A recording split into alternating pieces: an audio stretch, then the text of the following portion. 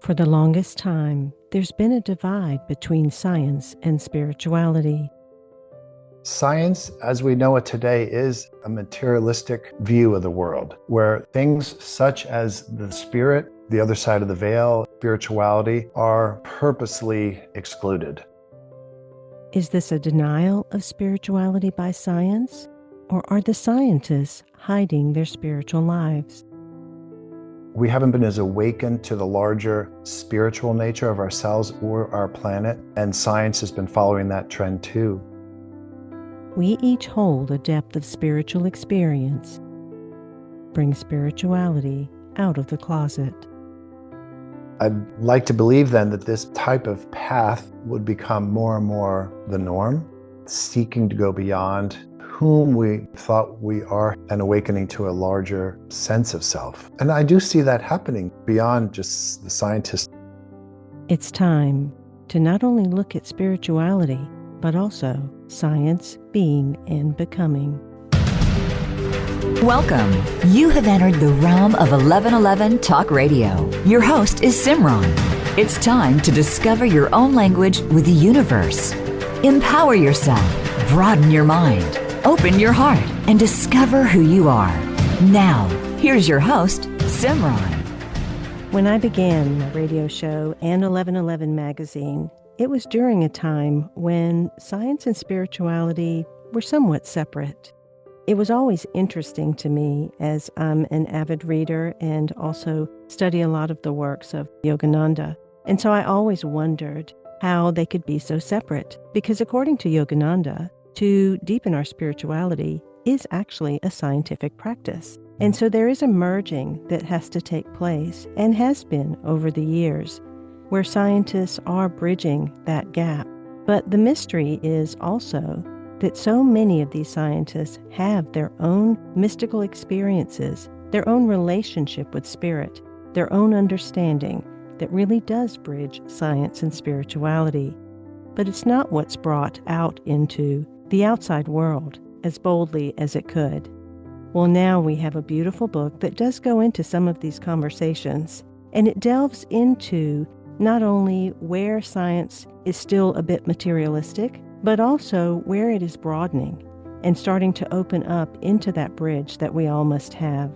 My guest today is Dr. Paul J. Mills. He's a professor of public health and family medicine, former chief of behavioral medicine, and director of the Center of Excellence for Research and Training in Integrative Health at the University of California, San Diego.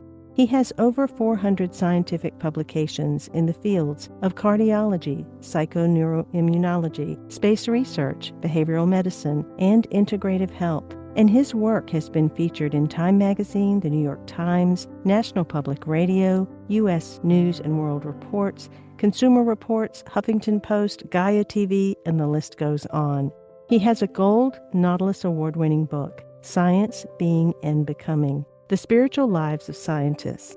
I really enjoyed learning about his story, and it was a good illustration of the power of meditation just by virtue of his story. But then reading through and seeing how so many scientists have their own leaning, along with those that have a bit of resistance. I'd like to welcome Paul J. Mills to 1111 Talk Radio. Welcome, Paul. Thank you, Simran. Such a pleasure to be here. And I'm really looking forward to our conversation. And I so appreciated your introduction, how scientists could be more bold these days in advancing the topic that we're both interested in right now. Inadvertently, that is part of what this book so beautifully does. I loved the vulnerability in the book where you were hesitant at some point to share your own spiritual experiences, and you wondered if individuals would be hesitant to share theirs. Why are scientists more reluctant to sharing this side of themselves when spirituality is really our human experience? That's a great question. And you're right. Many of the scientists I asked, it took some coaxing for them. And it took coaxing for me, actually, to be willing to do that in the book, which I do share quite a bit. And there were scientists I approached to be interviewed for the book who said, well, Paul, I'd like to, because I do have relevant, whether it was transpersonal or more metaphysical experiences, but I can't, because they were worried about their career. typically a university or sometime more private institutes too. They just weren't willing to do it. And I understood that and I appreciated it. Because for many years, I was not willing to go down that road either. And why is that? It's because science, as we know it today, is basically, for the most part, a materialistic view of the world, where things such as the spirit and the other side of the veil, spirituality, are purposely excluded for historical reasons, as I mentioned in the book, dating back to primarily the times of the Inquisition in the Catholic Church, where science was given one specific domain that was separate from the religious domain that the church wanted to have more territory. That's persisted over the years, but it is softening now, fortunately. And it's really not all that different than the average person that's not a scientist, because when I began my spiritual center and work, and albeit I am in the South, definitely a much more religious area of the country when it comes to more adamant beliefs, I found that many people kept that aspect of them in the closet. They would ask for work with me, but then they would also ask, is it okay if I leave out the back door rather than the front door? And so it's fascinating that this feels like it's something that we have to keep a secret, when yet it's so blatantly alive all around us in our natural world. Yeah, that's fascinating. We're all in this together. And what I mean by that is all of our institutions, including science, are really a reflection of the larger, let's say, consciousness of the time. And our consciousness of the time has been more, I could say, ego-oriented. And what I mean by that is the smaller self-oriented and not so much, we haven't been as awakened to the larger spiritual nature of ourselves or our planet. And science has been following that trend too. So we're in it together. And fortunately, there's a lot of waking up going on that'll help bring us back to a more holistic vision of our individual self and lives where it's more acceptable. And it'll free the reins and constraints that most scientists have too, as far as beginning to use science as a method to uncover the mystical and the metaphysical. And what will that look like for the discoveries and the advancement we'll have in our respective societies? We look at science and scientists. Are they going into their research from a place of completely negating and pushing against spiritual, mystical, supernatural quality? Or is that also part of research? And has that changed over the years? Well, I'd say yes to your first question. The majority of scientists, that is their mindset, pure materialism. And I've encountered much of that during my career course as a scientist. And then there were others who were more, like I interviewed in the book, who had more of an inner life that was awake. And in their own inner life, they didn't suppress the spiritual inspirations and the intuition. They let it influence their scientific work, but they did that more quietly. They didn't advertise that aspect of their work. And I would say, I might be prejudiced here, but many of those scientists I find innately are more successful because they're more creative, because they're allowing that part of themselves to flow through their intellect, flow through their mind. And inspiration has been a foundation of many important discoveries through the centuries, really. That was one thing that I found paradoxical along all of the stories that were shared, is that it did seem that it was earlier spiritual experiences that actually fueled their direction into science. Yes. And even ones who negate spirituality, I would imagine there probably was something in that spiritual type of experience, even if it was the death of someone or something that we don't necessarily look at as that woo-woo spirituality, but still a spiritual experience that maybe hardened their belief to negate spirituality. So in both cases, it seems like spirituality is pointing the direction. I appreciate that insight a lot and would agree with that. Yeah, as you mentioned in the book, some scientists pursued science because they had a spiritual inclination in the first place, and others were more materialistic, but then had some kind of awakening experience. Ken Wilber writes a commentary in my book, and he calls that phenomenon waking up. And other cultures might call it a kind of self-realization where something happened. And it could have been the death of someone, could have been a sunrise, could have been a host of things where that veil thins for some time. And we have insight into a different reality. And in this case, the reality of, oh, there is more beyond the material world and more beyond my own thoughts and feelings. I think I'm going to start looking into that.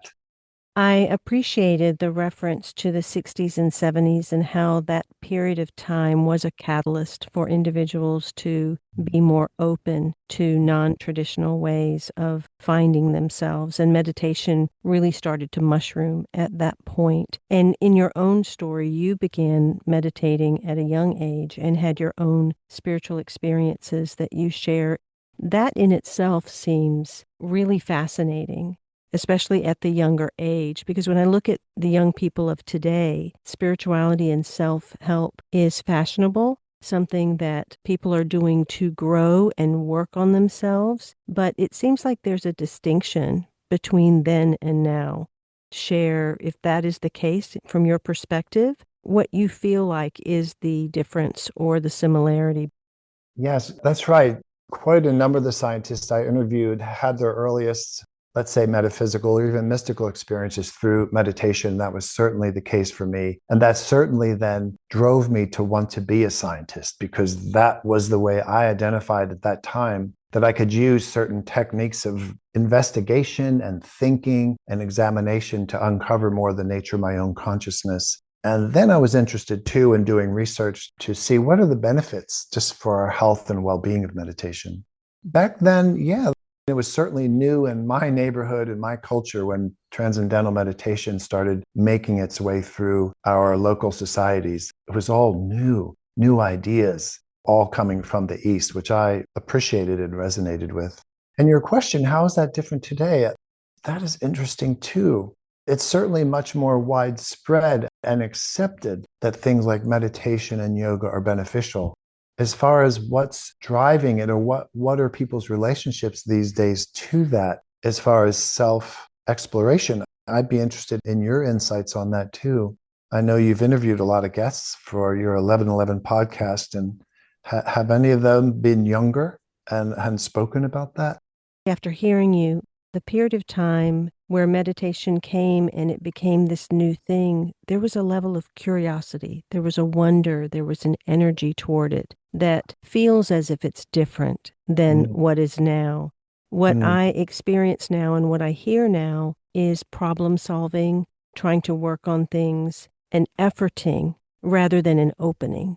There's a very fine line between the two. The opening allows for things to enter in a greater way, in a more expansive way, with ease, whereas the efforting stays still in the mind and the ego and the identity. And that's just a personal observation, and I'm certain it's not the norm for everyone. But just in reading your book and in reading commentary from the interviews, there just felt like there was more of a curiosity, a wonder, an openness that perhaps was part of the times. That level of innocence and openness is something that we could learn from and reclaim today. Okay, I get that. I very much appreciate that insight too. And I agree, that was an overarching cause for the inquiry back then. It was self-discovery. It was going beyond the self as each of us knew ourselves to be at that time, to explore our greater sense of self. I speak about that in the earliest experience I share in the book, this phenomenon under the oak tree, where I basically left my body while I was meditating. And I was both Paul, the person I knew myself to be historically, but also there was a much greater me that wasn't Paul per se, and that the state of infinite consciousness and peace was much more familiar and the norm. I think many people were going after that then as a reflection of the time. And what is the time now then is an interesting question. I hear many people speak about we're in a time of human awakening, an innate expansion of human consciousness and awareness due to a number of factors. And I do see that happening with a lot of people beyond just the scientists I've interviewed. There is an awakening that is taking place. I don't know that we have any control over that. By virtue of grace. Good. We don't have control over that. It just happens, very much like I'm sure you were surprised by your experience of seeing yourself, being above your body and seeing the body. That had to be a mind-blowing experience in itself. there seemed to be an intention to utilize the practice of meditation to deepen self-realization. I did interview several scientists whose opening was through the psychedelics. And I know several of the scientists in the book utilize psychedelics to help people therapeutically, whether they're a psychiatrist or a psychologist, and using these in a setting primarily to help them loosen the restraints of ego perception, to dissolve a bit so they can have an insight into their greater sense of self, that large self has historically been, say, described. And then after the medicine is over, they have a remembrance of that. It's transformed them to some degree. Plant medicines are highly valid. I do caution, I've seen people get too reliant on them. I don't think that's good, but this isn't my field per se. A friend just published a book.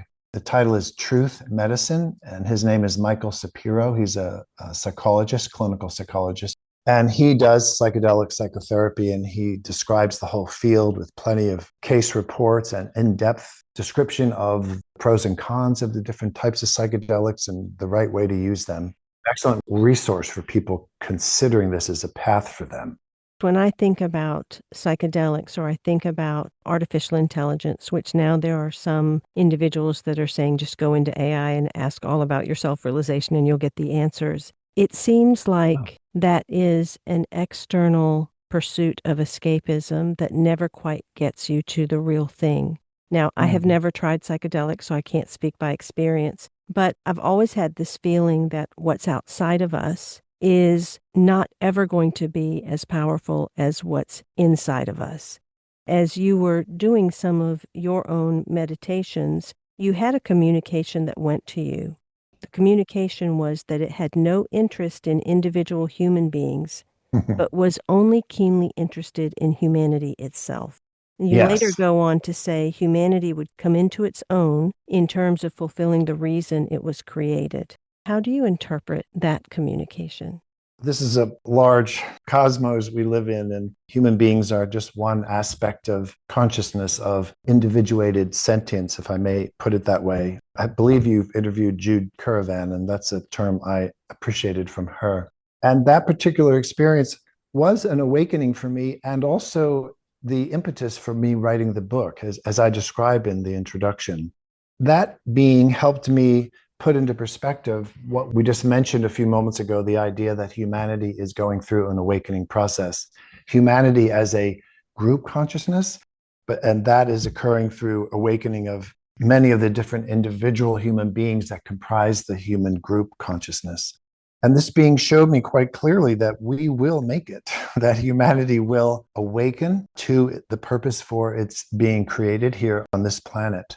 And it's a journey to get there, and we're all in the midst of it, awakening in our own different ways, finding how to function day to day. And when you and I were in Atlanta, we had a conversation, and you were describing how you have been more and more successful at living in a different way, more from inspiration from the moment and not living so much pushing from the mind and the egoic way of doing things. And mind you, there's nothing wrong with the ego. The ego is a beautiful, vital part of our existence.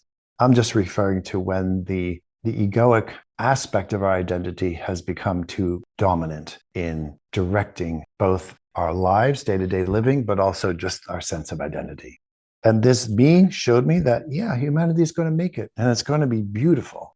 It's a phenomenon that we're all participating in and contributing to. And my book was an effort to understand how are different scientists and then science at large potentially contributing to this phenomenon, which is happening and will happen. And then we can get into these concepts of, well, maybe it's already happened because there is no such thing as linear time. The past and the present and the future are all simultaneous. And that's an interesting topic. But from what this being showed me telepathically through the visions, it looks like it's already happened. Later on, towards the end of the book, you have an interview where one of the scientists, and I believe it was Dusan Dorje, that was talking about the ego and losing that ego self, how we really do need to build that self-regulation before getting too deep into some of these meditation type practices and different type practices that open us up. How do you see that? Yeah, I appreciate that too. And Dusana, she shared so much wisdom in the book. In my interview with her, but also she published her own chapter within the book about the vital role of compassion, guiding our own self-development, ego self-transcendence, and expansion into the larger consciousness self. You know, there's a saying in some traditions that you have to be somebody before you can be nobody. How I've often interpreted that is we do need to develop a certain amount of ego strength, meaning ego identification that's grounded in the body, before we can successfully then surrender that ego self as the dominant, predominant perception of who and what we are to move into the larger realm of consciousness. And to me, that makes so much sense getting back to the vision of this being. We are experiencing ourselves as human beings right now, and each human being is contributing to this phenomenon of awakening of humanity. But to do it successfully, each human being does have to become a human being first. I am with Paul J. Mills, Ph.D., and we are discussing his Gold Nautilus Award-winning book, Science, Being, and Becoming: The Spiritual Lives of Scientists. Paul goes into many conversations, and he opens it up saying he's wondering, what are the biomedical sciences and the scientists working in them doing in terms of helping or hindering the future goal of humanity? You can find his link in the bio description below, and also a link to the book. Join my Substack. My publication is Beyond the Illusion, and you can find it at iamsimran1111.substack.com. That link is in the bio description. You'll actually receive all of the 1111 magazine issues on audio as part of that, in addition to the weekly prompt, inquiry, contemplation, and meditation that I provide to all of the subscribers on the annual membership. That link is in the bio description. We'll be right back after these messages.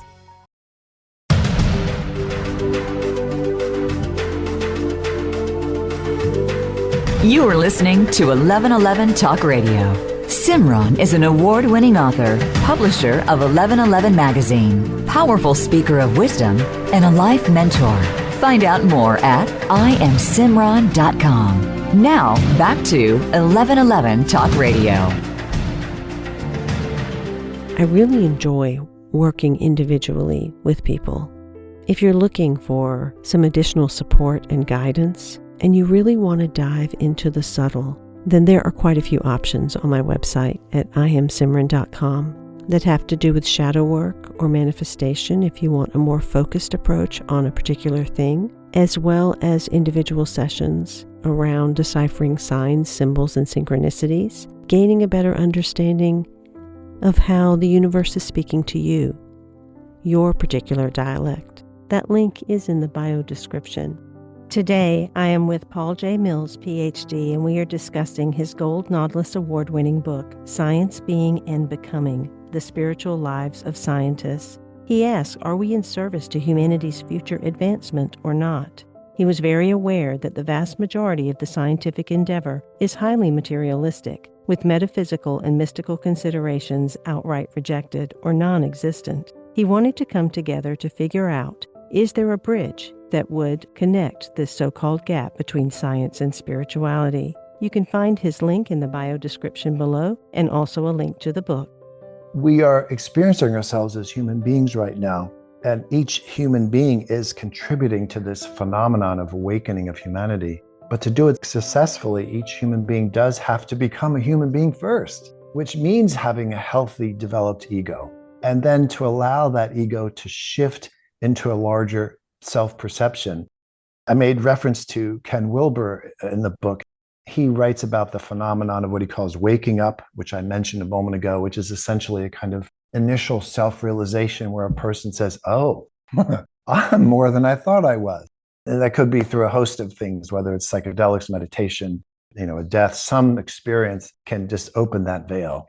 But then he goes on to experience what he calls the cleaning up, which gets more into what modern psychology is about, which is, okay, I've had the insight into that I'm more, but I need to now work on the health of myself, looking at different aspects of my shadow, we could say in psychology, those sort of things, strengthening myself that I could eventually then allow me as a human being in my greatness to then transition into the next phase of my existence as a much larger being who can straddle both worlds simultaneously. And that does take ego strength. And a couple of the interviews I mentioned I have in the book are people who weren't quite developed enough, and they were having these kinds of experiences. And that was a very difficult thing for them.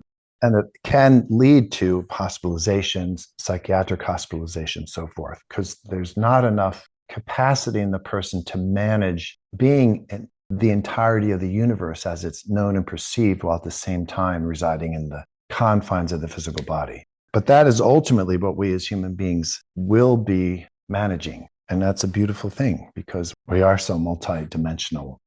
You had mentioned the shadow and some of the personal work that has to be done to get to that place. I often chuckle to myself that we come in knowing who we are, to forget who we are, to have to go back and remember who we are, only to dissolve who we are.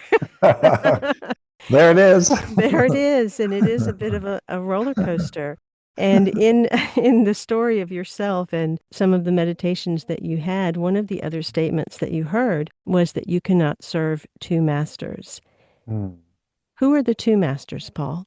Yeah, that was a beautiful time for me, and I could speak about it.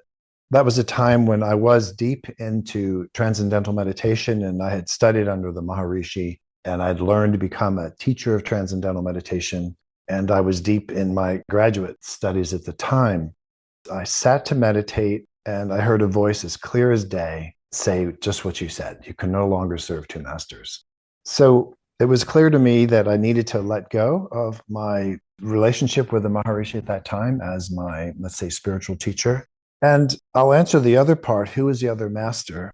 Ultimately, the other master is the self, our eternal God self. But within that, too, for me, because there's a part of my history very connected to the Christ. That is the being whom, for some time after that experience, I found myself more in the presence of as a guiding presence through several subsequent experiences as a new template for me to then move to more this sense of self-sufficiency of my own totality. That's the guiding presence at this time for me.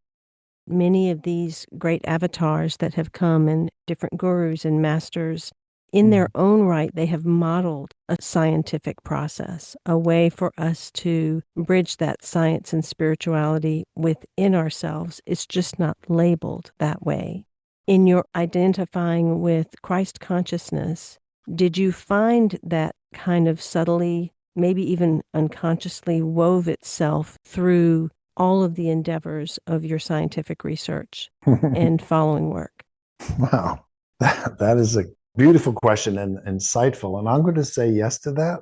And as you were asking it, back to this idea that humanity was created for a reason, and we're on this journey to fulfill the purpose of our creation.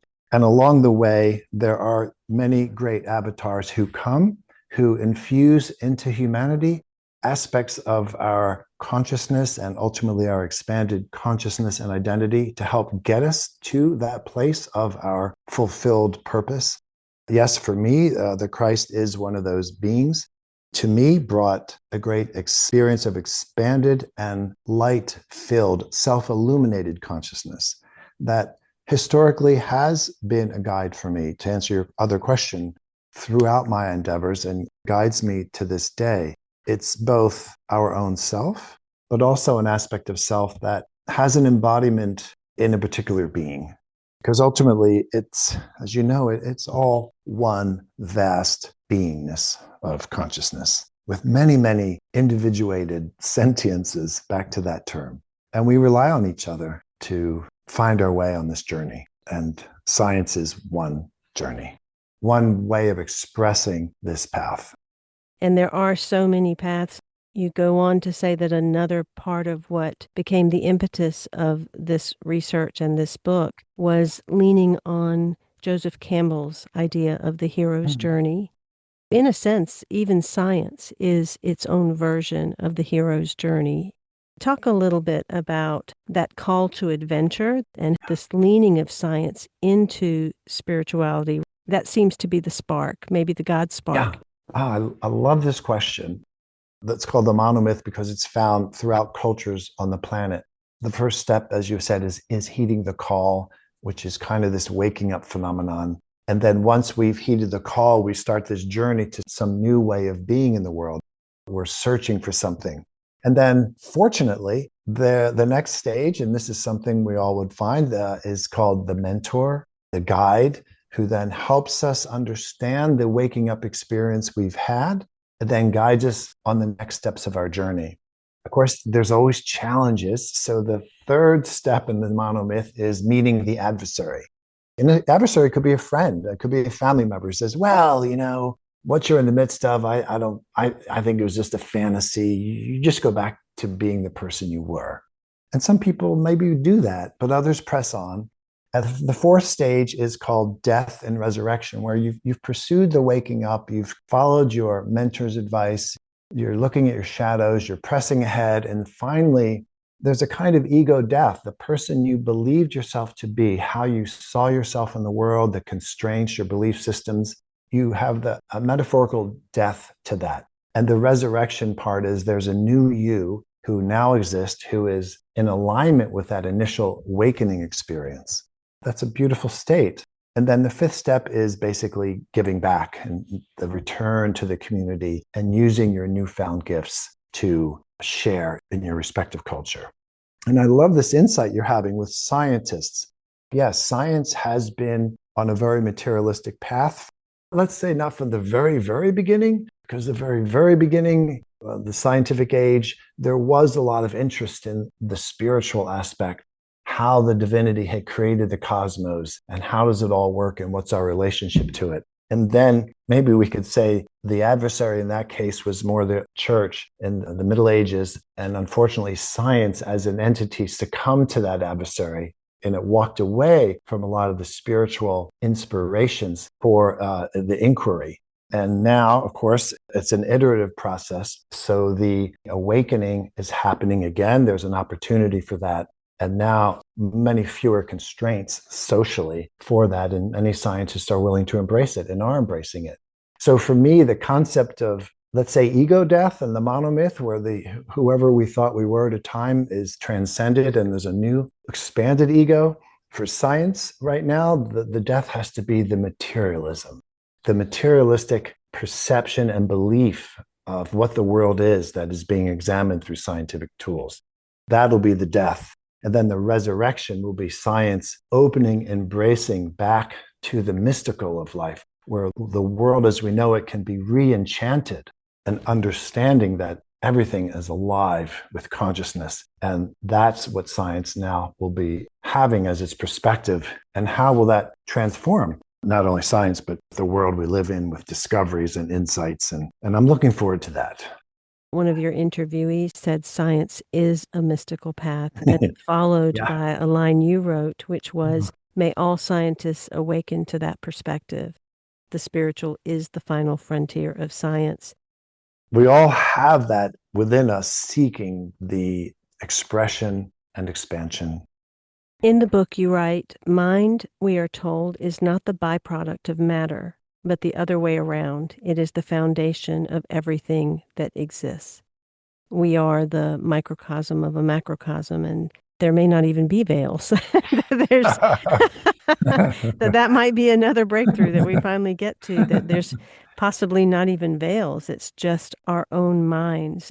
What is the quote unquote materialistic science breakthrough that they need to have in their own mind?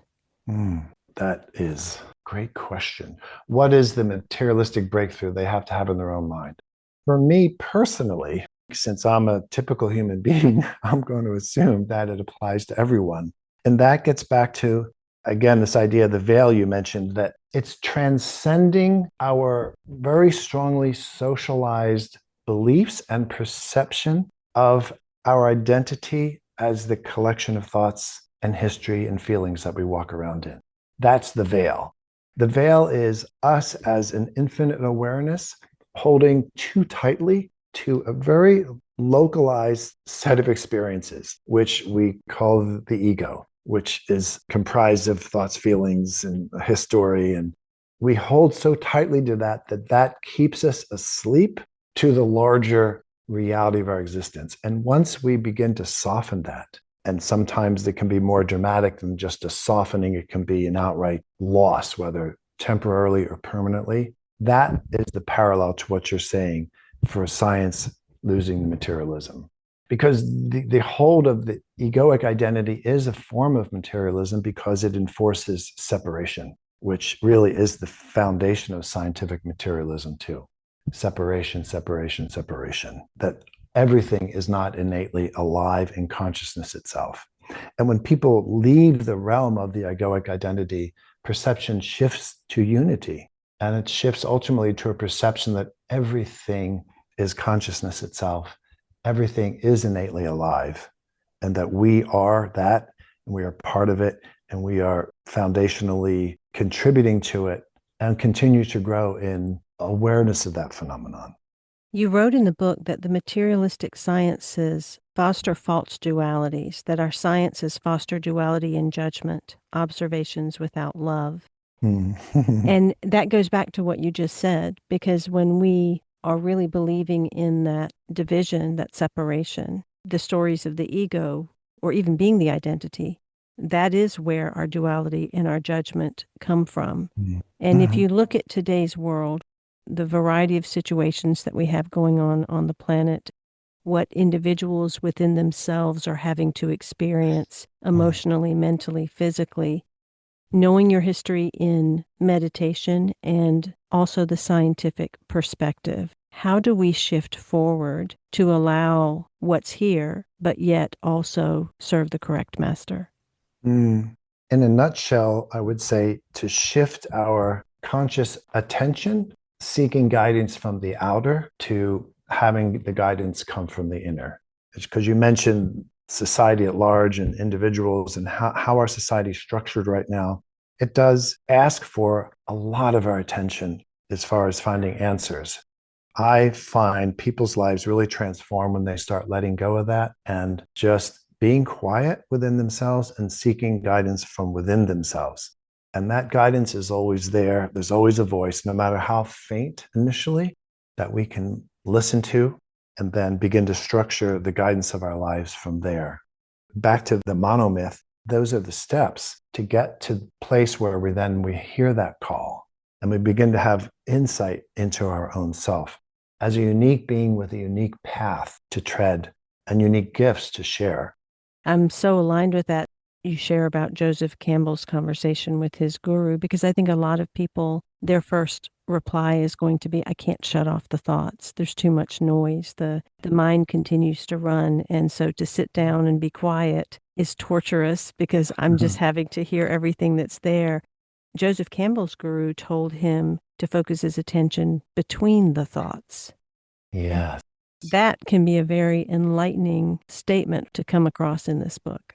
And that was a lovely story that Joseph Campbell shared on his own path. And that is a beautiful technique. And it is hard initially to go beyond the incessant thinking of the mind. But if we are persistent and dedicated, it will happen.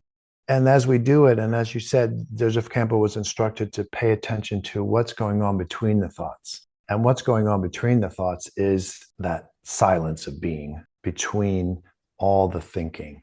And then eventually we're capable of transcending the thinking so that that sense of self is always there, even though there's thinking going on at the same time. Paul, what is your distinction between religion and spirituality? Because you have in there that scientism is a kind of religion among highly materialistic scientists. Yeah.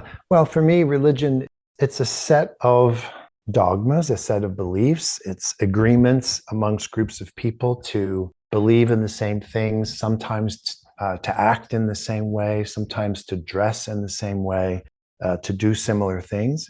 Of course, there are so many religions across the planet, each with its own unique sets of beliefs and dogmas, and that's fine. The spirituality part is, it's just the phenomenon of our own innate existence, our own innate self beyond not just religion, but beyond science, beyond education, beyond politics, beyond any realm of organized human endeavor that's out there. And that's the goal, to cultivate and activate that within us. And for many people, religion does cultivate deep spirituality, and that's a beautiful thing.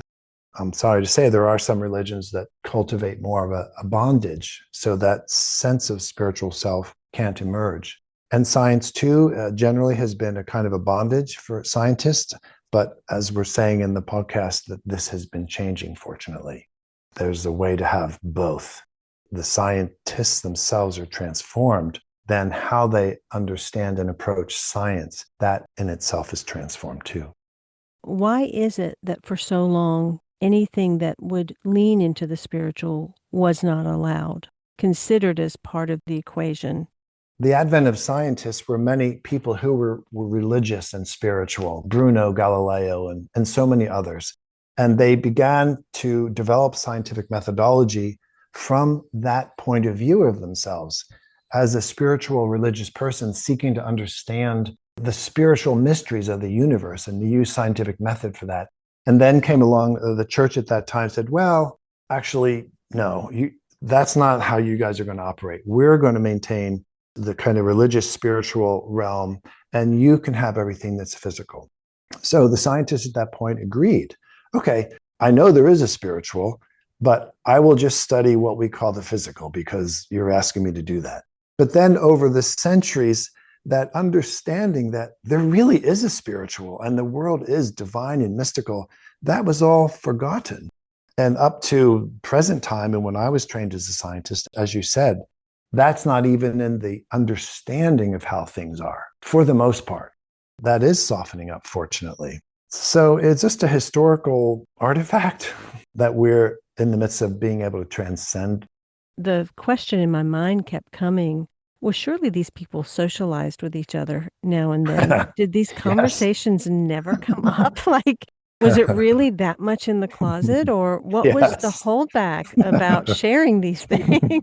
One of my, and the answer to your question is yes, isn't discussed. I've been to hundreds of scientific meetings around the world. And in retrospect, I was speaking with people who were very much like myself, but we wouldn't bring it up for reasons we talked about earlier. It wasn't appropriate, or we thought we'd be ridiculed, or it might help my ability to get my next grant or my faculty promotion. But there were people during the interview process whom I had met at prior scientific meetings, some whom I became good friends with. We were friends in the scientific world, but we had never had these conversations. But when they were willing to be interviewed for the book, and then things were disclosed in that context, one of my thoughts to myself was, ugh, darn, I've missed so many years of possibilities of conversations with this person because we were both in the closet, so to speak. But fortunately, I did have the chance to have that conversation and subsequent ones with many of those folks too. It is fascinating what holds us back from these intimate, vulnerable spaces of connection that are right in front of us. Indeed. If you look at the scientific world, is that a world where there's more service to the ego and so the spirit can't get in? Or is it something that is starting to shift with the new generations of scientists that are coming on board? I'd say yes, it is shifting now for sure. And when I was very active at the university, I began to see that more and more with some of the younger students coming to my office. I was teaching a course on integrative medicine and public health, and we got into some of these topics of spirituality through speaking about and having presentations during the course on things like Reiki and acupuncture, which begins to open the door towards some of the Eastern mysticism behind various techniques about the energy of the body and consciousness expansion. So it is changing, and historically, it's been more, let's say, ego-driven and survival-driven. And this, what I mean by that is, given the culture of science has been materialistic, in order to survive and prosper within the scientific domain and academia and elsewhere, we've had to adopt a materialistic approach to funding, to being able to publish certain books and so forth. But science will, on its own mono myth, as we mentioned, will get to a point where it will surrender the materialism. And perhaps there's purpose in that. As we were saying, that you have to have a strong self, an ego self, in order to ultimately surrender it. And that is something the ego has to do at some point, be willing to surrender itself on the spiritual path, which you mentioned earlier, it's kind of paradoxical. We come in and we develop this sense of self and identity, but ultimately we have to give it up. And I think science is getting closer and closer to where to succeed on its path as a way of knowing, we'll need to surrender the materialism and all the implications for that, when there will be many. They've always said that the biggest fear for most people is the fear of death. But I wonder if it's really the fear of no self. Yes. No self in life. Do you have any sense or experience of reaching that no self? And if so, what can you offer? Yes, I do. And that is the one area I didn't feel comfortable about writing in the book. And I agree with you. The ego death as a phenomenon is our greatest fear as a human being. At least if we're a human being who is oriented as far as a state of identity of the ego itself. Because the ego, it experiences itself as separate, but in reality, it is not. And it takes a lot of energy and belief to construct an experience that perceives to be separate.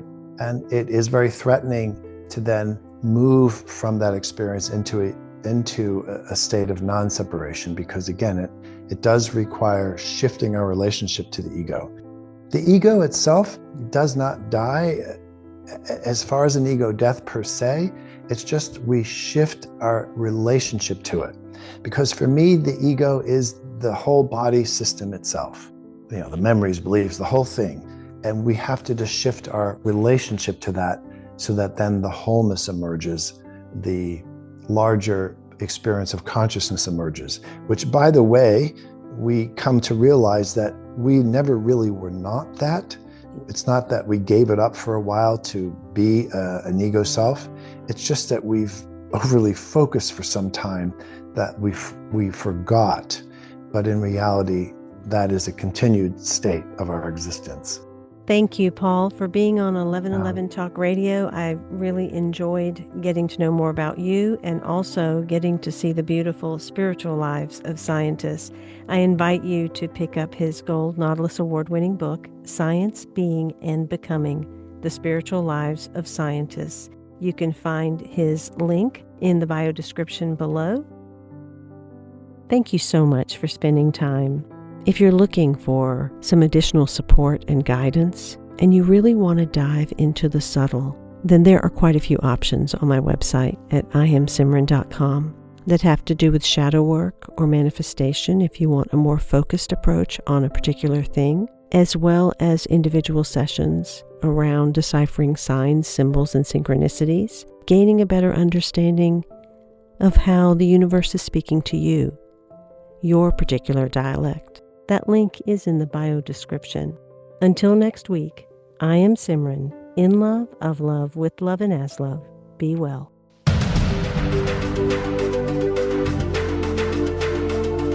Thank you for opening your mind to a new reality, your heart to greater compassion, and your experience of aliveness with 1111 Talk Radio. Join host Simran next Tuesday at 8 a.m. Pacific, 11 a.m. Eastern Time to step through the gateway of conscious living. You are not on the journey. You are the journey.